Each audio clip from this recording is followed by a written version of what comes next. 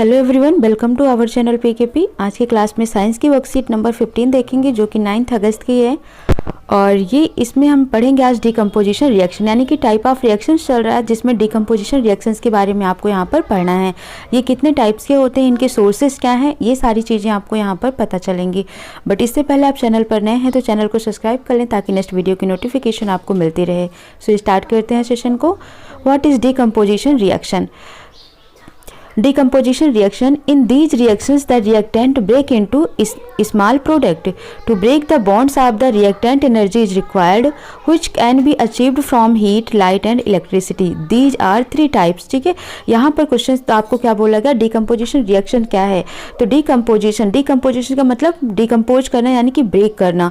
For example अगर हम यहाँ पर लेते हैं कैल्शियम कार्बोनेट, ठीक है, तो इसको ब्रेक कर देना है 2 और मोर स्मॉल पार्ट में। तो हम किस में कर सकते हैं ब्रेक इसको, एक तो क्विक लाइम यानी कि कैल्शियम ऑक्साइड में, दूसरा कार्बन डाइऑक्साइड में हम इसे ब्रेक कर सकते हैं। ठीक है, तो ये किस टाइप का रिएक्शन हुआ, डिकम्पोजिशन रिएक्शन हुआ। तो आपको डेफिनेशन याद नहीं करनी है, समझ कर ही करना है। ठीक है, in this reaction the reactant breaks into small product. To break the bond of the reactant energy is required. ठीक है, क्या चाहिए होता है, एक रिएक्टेंट एनर्जी चाहिए होता है जो कि हमें कहाँ से मिल सकती है, हीट, लाइट एंड इलेक्ट्रिसिटी से मिल सकती है।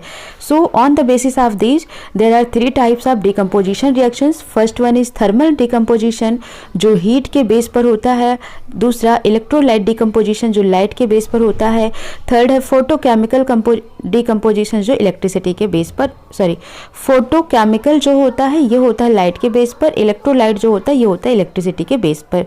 क्लियर। अब यहाँ पर इनकी डिफिनीशंस दी हुई हैं। थर्मल डिकम्पोजिशंस क्या हैं?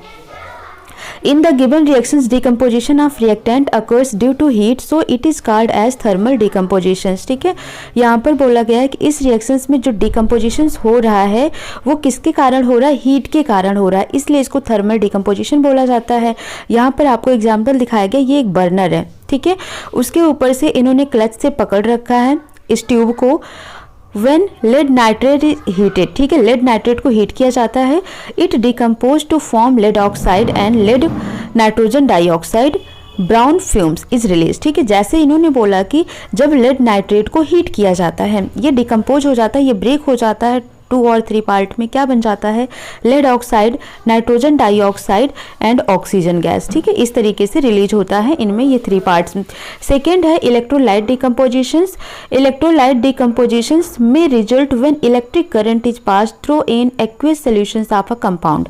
A good example is the electrolysis of the water. ठीक है, अब इलेक्ट्रोलाइट, तो इसका मतलब यहाँ पर क्या होता है, इलेक्ट्रिक फ्लो किया जाता है, इलेक्ट्रिक करंट फ्लो कराया जाता है जिसकी वजह से यहाँ पर डिकम्पोज होता है। जैसे वाटर है, वाटर में इलेक्ट्रिसिटी फ्लो कराया जाता है तो हाइड्रोजन और ऑक्सीजन क्या होते हैं, सेपरेट हो जाते हैं, ब्रेक हो जाते हैं।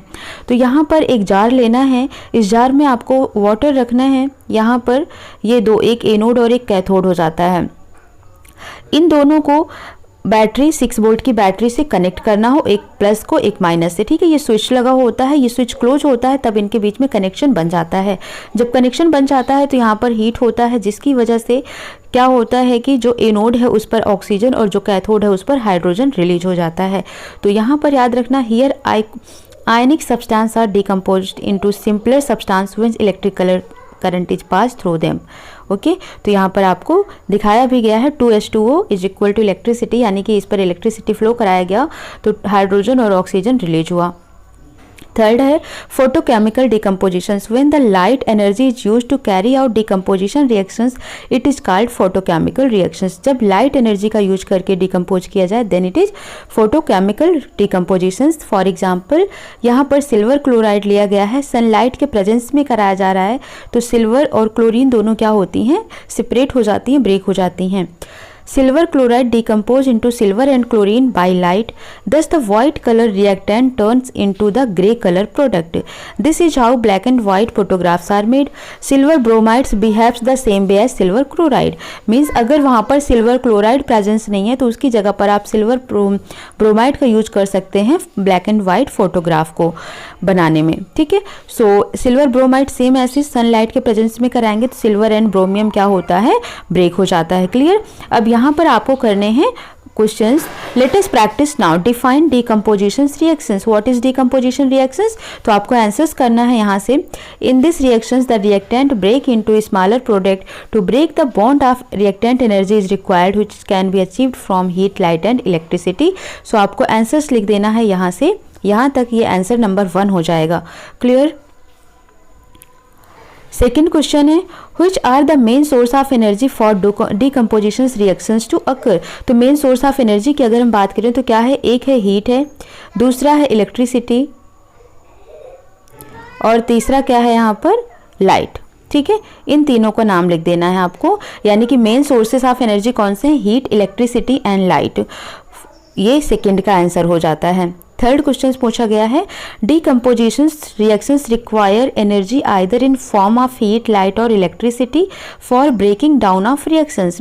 Write one equation for each type decomposition reaction where light, heat and electricity is used form energy. ठीक है, तो यहाँ पर आपको आंसर सबका एक एक लिख देना है. जैसे यहाँ पर थर्मल डिकम्पोजिशंस लिखकर उसका एक आंसर आपको ये लिख देना है.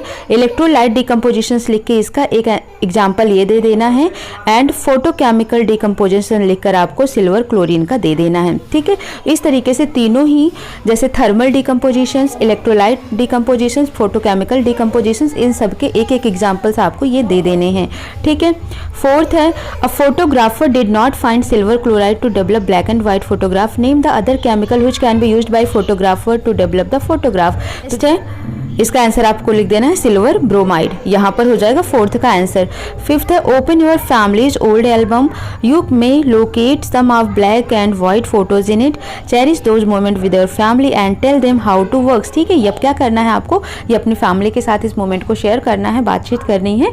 ठीक है, सो आई होप आपको ये सभी चीज़ें समझ आ गई होंगी. सो मिलते हैं नेक्स्ट सेशन में. Thank you for watching.